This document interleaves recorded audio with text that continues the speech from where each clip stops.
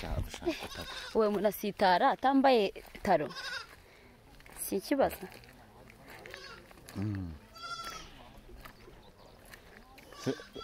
uri gufata iki?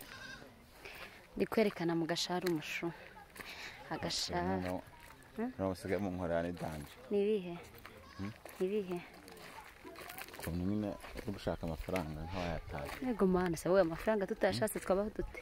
ubona batazata ko gasi Amafaranga ari hese sha ni wa mbere no wa kabiri.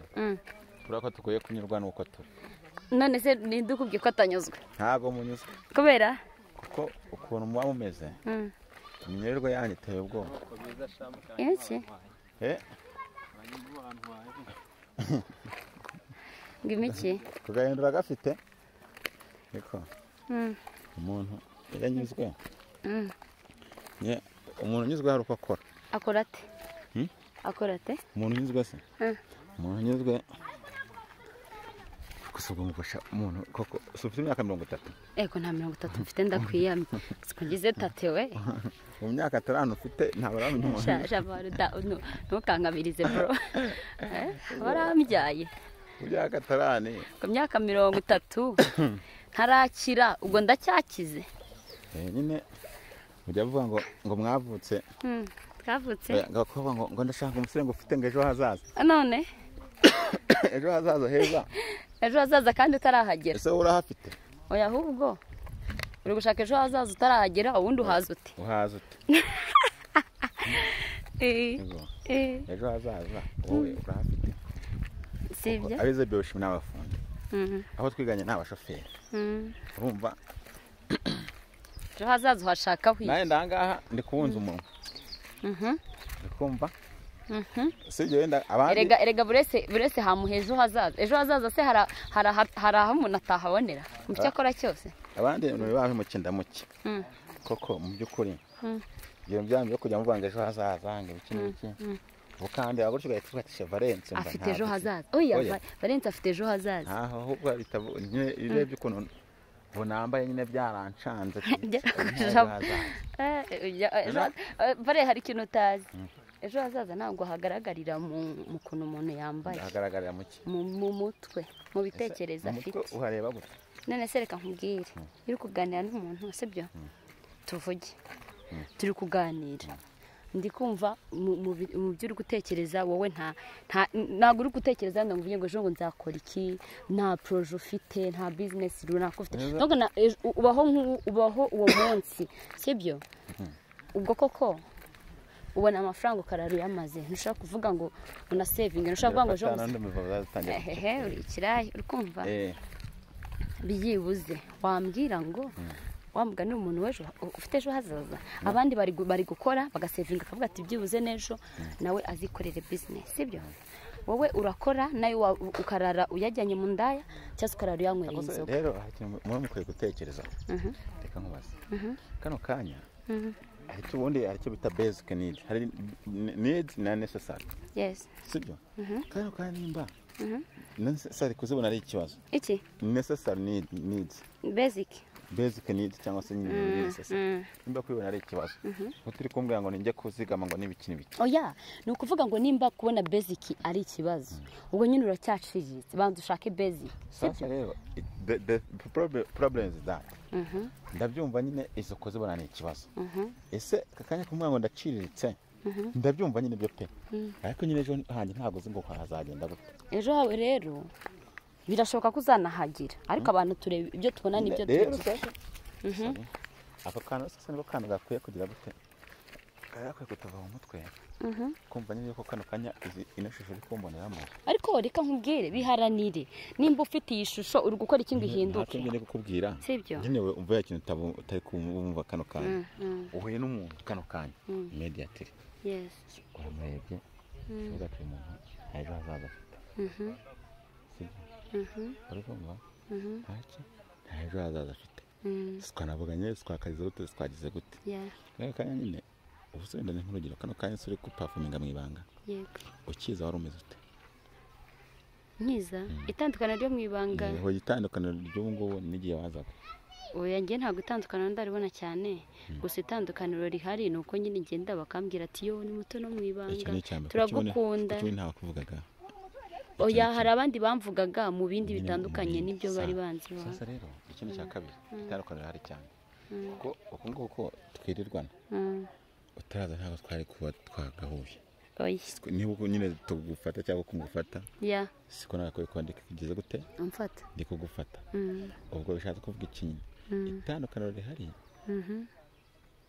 hari kavuga ngo ni development kuko ibyo hari ibyo wifuzaga cyangwa hari abo wifuzaga wumva wenda kuri kumwe nabo wenda ikindi bakora ibintu ukunda ariko akano kanya ubirimo yego nese umuntu wenda yaza kugufata muri kirya gihe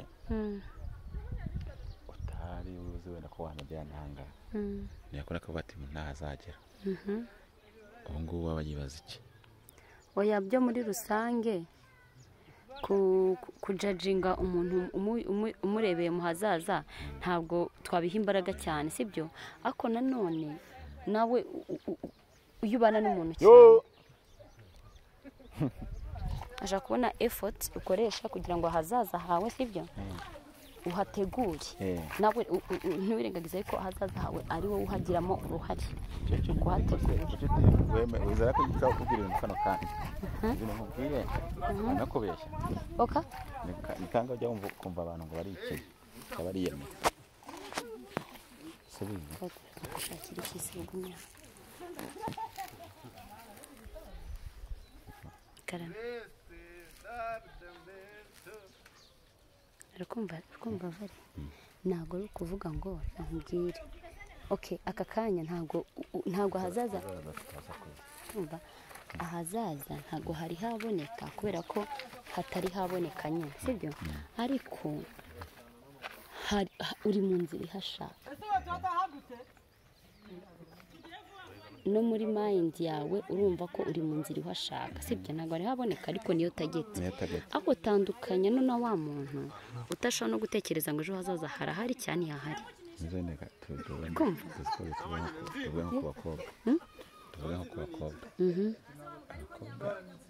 n'inshuro nyinshi usanga ari abantu nyine nk'urugero fatira nk'urugero nk'uko wenda Esther nanjye dukorana nawe Beda mushaka 8% arakubata mbo Valence akazi gutya sibyo umuntu nta kintu yageraho hari kukwereka ibintu niba ari umuntu kukwereka ibintu hari undi muntu ukunda akabona nta kintu afite niyo kuko ukora nta ejo hazaza afite izo niyo story wawe ikavaringa oya muri rusange ejo hazaza harahari kandi ejo hazaza kugira tuhagereho turabiharanira noneho umutwe ufite n'ukuntu ukoresha na target ufite nibyo bikubashisha ko ejo hazaza uzahabona n'ukuntu managinga ibyo ufite kubiranye kakaya nk'umuntu ubona urugero twakubona bityo kubera muri sirena kubona sibyo nyamara ejo n'ejo uzashobora guhinduka cyane nk'ibi ariko sibyo ariko bakora bigenda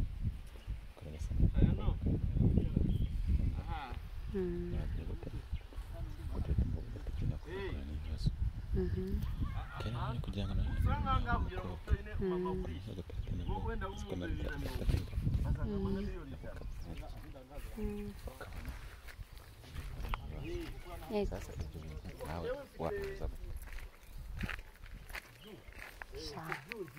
nyine ukora cyane bro ukora cyane nyine ukubwira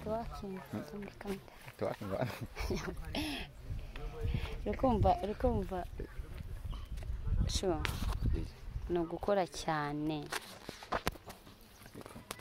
gukora cyane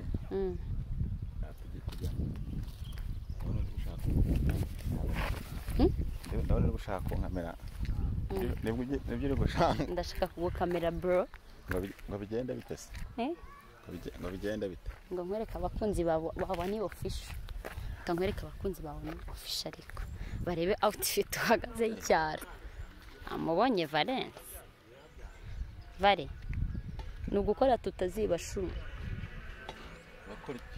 ndakora iki no gukora mu mifuka y'abantu ni akazi iyo uhakoze ntibagufate mpere mu yawe yego mfite telefone look mpereza amantuza akabonye ago ubundi tujye tubigize ko cyajya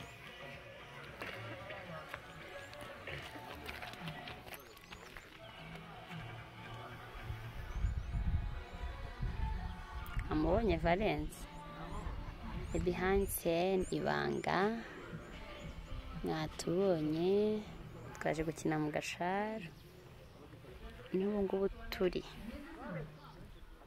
see you soon tukomeze tubane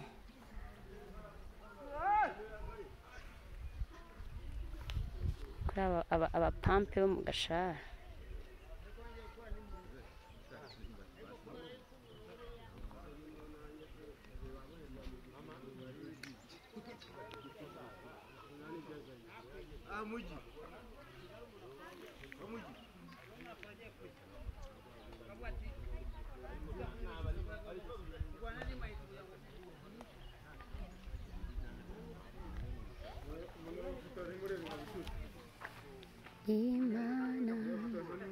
Imana niyo buhungiro